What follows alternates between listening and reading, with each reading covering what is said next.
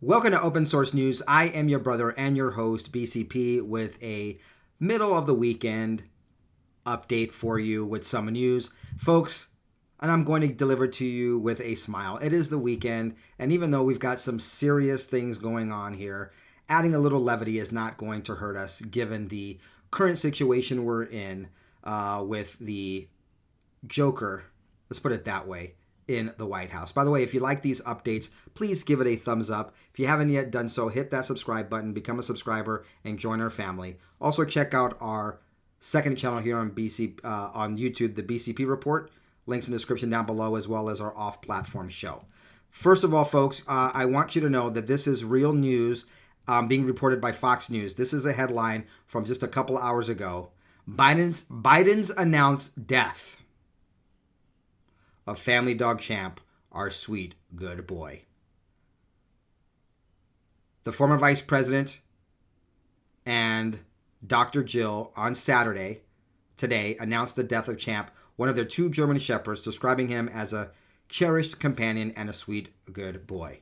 So now you have some of the most breaking news that Fox wanted you to know on this weekend. All right, folks, let me do this. Let's have a little fun in this episode. I'm going to give you some news, but let's mix it up a little bit. Let me ask you a question. If you were a sports bettor or you're a person who bets on sports and you go to a sports betting place, let's say ussportsbonus.com, and you were to guess or you were to bet on the odds that in 2024, Donald John Trump or Florida Governor Ron DeSantis would win the 2024 Republican primary election. So once again, you have the 2024 Republican Party primary elections. So we're talking about the primaries. Who do you think has better odds? Donald John Trump to win the primary for the Republicans in 2024, or Florida Governor Ron DeSantis? Don't cheat. Don't go to ussportsbonus.com. Let me give you the answer. They're tied. They're tied. According to the press release, Trump and DeSantis both have a 4-1 odds to win to be the Republican nominee in 2024. So it's 20% implied probability, making them tied for the favorite position. Now, if you take that to the general election of 2024, then Trump resoundingly beats DeSantis. But at the presidential primary level, for the sports bettors, they are tied. Now, this doesn't mean anything because this is not constituents. This is not Republican voters or likely Republican voters and like that. This is just something interesting, a little tidbit that I thought you might be interested in knowing. That when it comes to the favored, when it comes to odds, they are tied. Real quick, since we're talking about surveys and numbers, do you remember this guy, Andrew Yang, who was running to be president? He was in the Democrat primaries this last year, made a name for himself, especially with his idea of basic income or national basic income, universal basic income, giving people money just to live. And I really saw that he had the first time I actually saw people rallying for him or supporting him was when I went to Comic-Con. No, actually, I take it back. It was Stan Lee's comic book convention in Los Angeles. It was at the Los Angeles Convention Center across the street from Staples Center. And there was a group of people there that weren't cosplaying or anything like that. For those not aware, I am a comic book geek from a kid. I don't collect them as much anymore, except to fill in holes in my collection. I mean, I'm not a reader of the current stuff because everything is so woke and boring. I'm still like collecting stuff from the 80s and 90s. But I take my children. It's a thing that we enjoy to do. And I remember seeing a whole bunch of people out there not handing out information, but trying to get people to vote for Andrew Yang. I thought that was very interesting. And when I asked them about it, obviously most people didn't know who I was. I think one person knew who I was. This is in 2019. Excuse me, it was in 2019. So it must have been during the early part of the primaries. would have been in the summer of 2019. They know who I was. So I asked them, why are you supporting this candidate? Why are you out here on a Friday or Saturday promoting this? And every single one of them tried to sell me, a man with an economics degree, how paying people to be non-productive would be good for society. They're not, I don't know what the hell they're teaching in school these days. Only 44% of likely voters even believe that Joey's European tour was a success. 40% believe it was a bust. And this is according to Rasmussen. A Friday poll indicates only 44% of likely U.S. voters believe President Joe Biden's European tour was successful. The poll by Rasmussen and National Polls asked respondents, quote, President Joe Biden just completed a week-long trip to Europe that included the G7 summit and a meeting with Russian President Vladimir Putin. How successful was Biden's European trip? Only 44% said it was successful. Only half of those saying that it was very successful, meaning the other ones thought it was somewhat successful. 40% thought Biden's trip was unsuccessful. So, and by the way, the reason why I mentioned Andrew Yang is because even with all that name recognition nationally, he is getting thumped in the New York City mayoral race, coming in fourth. So probably not going to happen for him, even with all of that notoriety. I guess people realize that you just can't buy their vote by giving stuff away. By the way, folks, I don't push merch, but if you want to help us out, there's a link down below. Pick up an open source news mug or any other merchandise that we have. All right, folks, so let's move on. Let's go back to Joey. Joey. Man, he must have been a tough week for him because he left Washington early yesterday, Friday, and is headed back to his bunker in Delaware, where he has nothing and there won't be any peep for him over the weekend, and supposedly coming back either Sunday or Monday to D.C. Hopefully they'll put him down for a good night west, have a little nap for the weekend, and then maybe they can mix his cocktail correctly so that he looks like he's lucid again on Monday. Because if you see what he did over in Europe, he fumbled, he tumbled, and he fumbled, he mumbled, and he stumbled. There we go. I was trying to come up with 3-word alliteration or something, or rhyme words. In other words, the man's 78. And there are a lot of shops 78-year-olds. I know my adoptive Nana, super bright. I know in my congregation there are plenty of people in their 80s and 90s who are very, very sharp. Joey's not one of them. And let's be honest, never was the sharpest shed in the tool. Was barely a tool in the shed in the first place. So 8 days, 3 countries. I wouldn't necessarily call that a whirlwind of activity, but looks like it tired out old Joey. And what he displayed on the world stage was very, very questionable, even to those who support him, even to those who've been covering for him, of what looks like rapid cognitive decline. If you recall, Ronnie Jackson, he was the White House doctor for Trump, who is now a congressman. Him and 13 other House Republicans are calling on Biden to take a cognitive test. Quote, "We write to you today to express concerns with your current cognitive state," the House Republicans wrote in a June 17th letter a couple days ago. "Unfortunately, your mental decline and forgetfulness have become more apparent over the past 18 months. They want him to take a test and prove that he's cognitively able to do his job. Something that the Democrats wanted from Trump, who is obviously a very sharp individual, being 75 years old. Happy belated birthday, or I should say again, President Trump, whose birthday was on Monday. We did not forget. We did wish him a happy birthday on Flag Day earlier this week. Very interesting, folks. All right, let me talk about Juneteenth for just a moment. And I found comments on here and also on bcbextras.com that a lot of people were not even familiar with Juneteenth, and it is now a federal holiday, having been passed just in time yesterday, signed into law. Is a late Thursday or Friday by the former vice president I wonder in the future if what former Vice President Joe Biden signed will be upheld for obvious reasons, which I will not mention here. Read between the lines. All right, folks, if you recall your history, on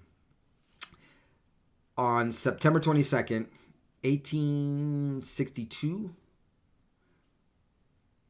Abraham Lincoln declared the Emancipation Proclamation, meaning that all, let me look this up so I can give you the right information. I'm going to go by memory here. Bear with me one moment. Yes.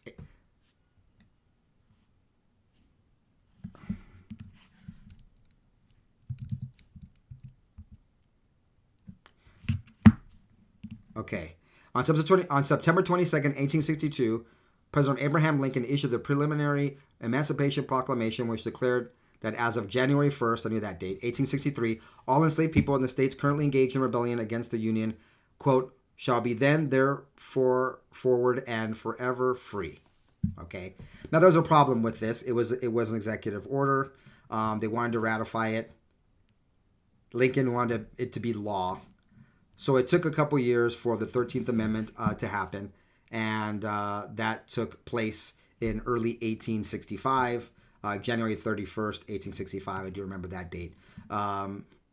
It became the law of the land. Well, I find very interesting. Let me get the verbiage for you. I've always found this interesting from even when I was a kid and learned about the 13th Amendment, is what it says.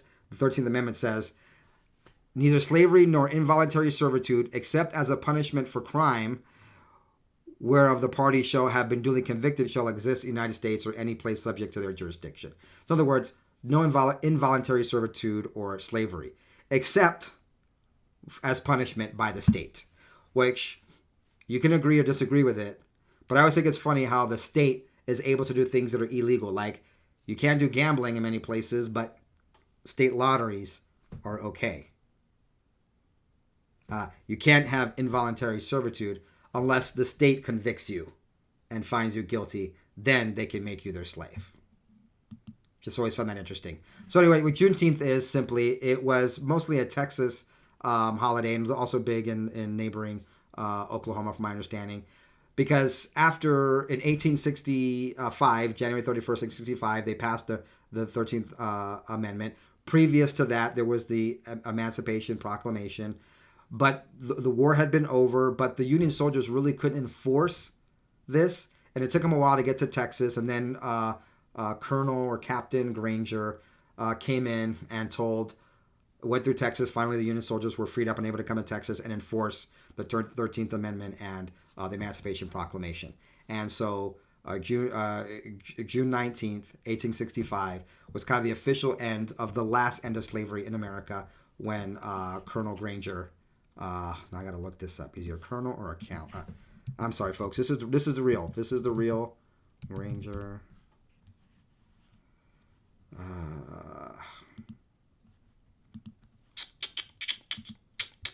Replace. Oh, I was wrong. He was a general. I should have known that. It was General Gordon Granger. He wasn't a colonel or a captain. My bad. I'm glad I looked it up. I don't want to give you false information. So it was General Gordon Granger who finally came and made it official with the last holdout of slavery in Texas, the last rebel state. So that is why Juneteenth. It has been big in Texas. Kind of died down. It got taken to other places as blacks were freed and emigrated and moved to other states. They kind of took that tradition with them. Wasn't much a big deal. Then they had a resurgence again during civil rights. I was aware of Juneteenth, but it wasn't something we celebrated or something we really paid attention to. Something I wouldn't even go years about, and I've been thinking about looking at June 19th on the calendar, because my family's on my black side. I'm half black, half Puerto Rican. My black side of my family is mostly from Birmingham, Alabama, and Georgia. So just wasn't really a family tradition.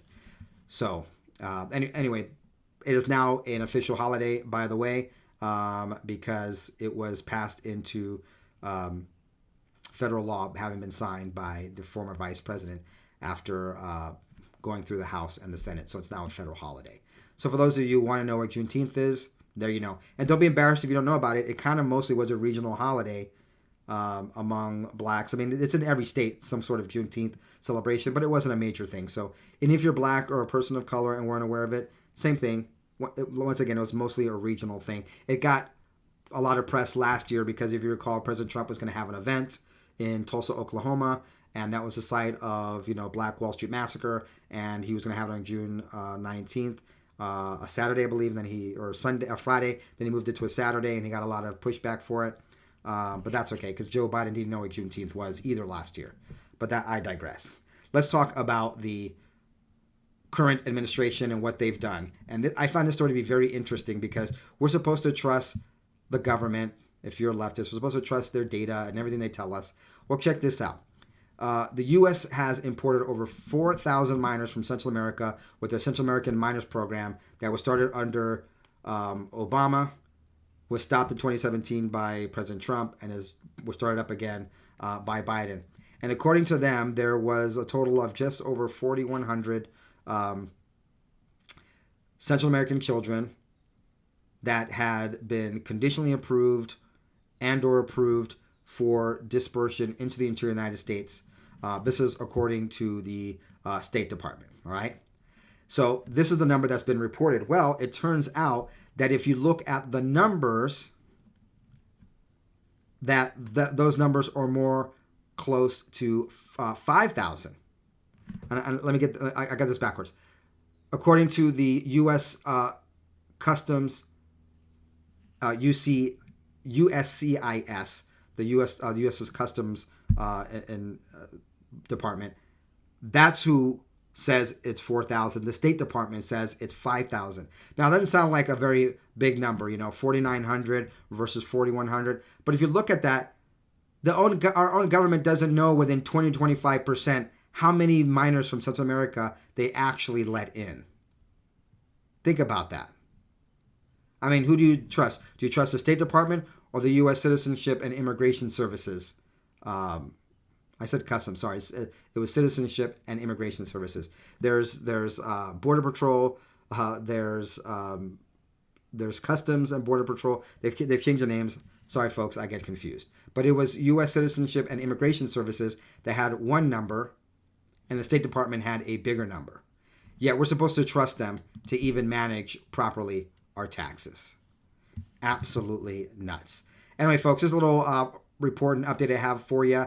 If you enjoy these little updates with various news stories, please let us know by putting your comment down below. That's also a trick, because if I ask you to comment and you put a comment down below and you hit that like button, that helps the YouTube algorithm, and it helps these videos get promoted and shared with other people outside of our subscriber base, which are mostly, I look at other channels and they have a huge amount of non-subscribers that get exposed to their stuff. We're still about 85% of our videos, the viewers of our videos are already subscribers. But for you 15%, help us out. Go ahead and hit the subscribe button. It also will give you more likelihood that you will be told of our upcoming episodes, because the numbers still tell us that most people are not advised when we upload something, even if it's a topic they'll be interested in. But we are grateful. We are doing a lot better over the last couple weeks than we were just a few weeks ago. So let's celebrate that. Thanks for being here, folks. Have a great Father's Day. If you miss, we will have another episode or two this weekend, at least one more, the Weekend Roundup. So have a happy Father's Day if you don't watch this before Father's Day, or you don't watch the next episode before Father's Day. And happy Juneteenth if you celebrate it. Oh, I do want to mention this about Juneteenth. For those of you who made it to the end of this video, people have asked me about it. Look, I am of the opinion that we should celebrate things that don't divide us. But at the same time, there is beauty in Juneteenth. And it is that the Democrats and the leftists fought hard against the laws against slavery, and it took Union soldiers and a Republican president to free the slaves. It's a reminder that the Democrat Party has and always has been the party of racists. And now we have a holiday that gives another reason or another excuse or another opportunity to tell the truth to school children and other folks about who are the real people, who is a real party keeping people down and have been against people of color for a very long time. I'll leave it at that. Thanks and have a great weekend.